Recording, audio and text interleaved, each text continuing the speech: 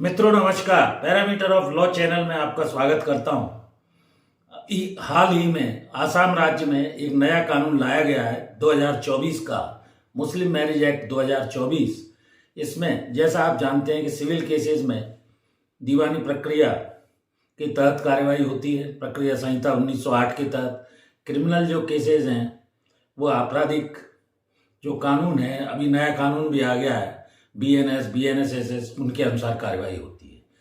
Criminal cases में दंड मिलता है, जबकि सिविल केसेस में अपने अधिकार और दायित्वों की पूर्ति होती है। अभी हाल ही में आसाम सरकार के द्वारा अलग अलग, जैसे हिंदू लॉ के लिए हिंदू विवाह अधिनियम है जो हिंदू लॉ से गवर्न होता है, मुसलमानों के लिए मुस्लिम लॉ है, पारसी क्रिश्चियन के लिए अलग अलग कानून बने हुए हैं। इसी तरह अभी हाल ही में मुस्लिम मैरिज एक्ट 2024 में कुछ संशोधन किए गए हैं। अभी पूरे देश में ये लागू नहीं हुआ है, और ऐसी स्थिति में आसाम राज्य में जो रहने वाले लोग थे उनमें पुराने कानून के अनुसार काजी के पास विवाह का रजिस्ट्रेशन करने का अधिकार था।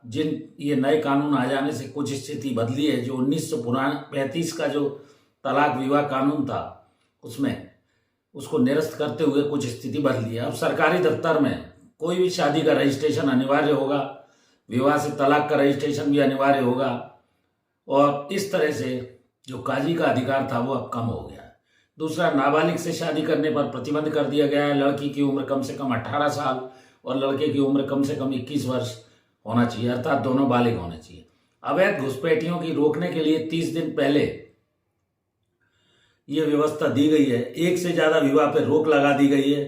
क्रिमिनल का जो मामला है वो भी दर्ज होगा, और फिलहाल आसाम के लिए ये क्रिमिनल मामला जो घुसपैठी घुस जाते थे, अवैध घुसपैठ पर रोक लगाने के लिए ये कानून लाया गया है, और लड़का लड़की में से एक का वहां रहना आसाम में जरूरी है। इस तरह के कानून से आपको क्या शिक्षा मिलती है, क्या ये कानून पूरे भारत में लागू होना चाहिए, नहीं होना चाहिए, इस पर कमेंट दें।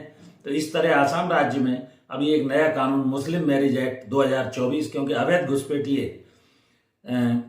तमाम घुस गए और उससे देश में अशांति का माहौल होता है, इसलिए ये जो आसाम में ये विवाह कानून 1935 के स्थान पर पुराने वाले जो काजी को अधिकार दिए गए थे, अब रजिस्ट्रेशन जरूरी है, जिससे घुसपैठिए या अवैध जो घुसपैठ है उस पर रोक लगेगी, ऐसा मेरा मानना है।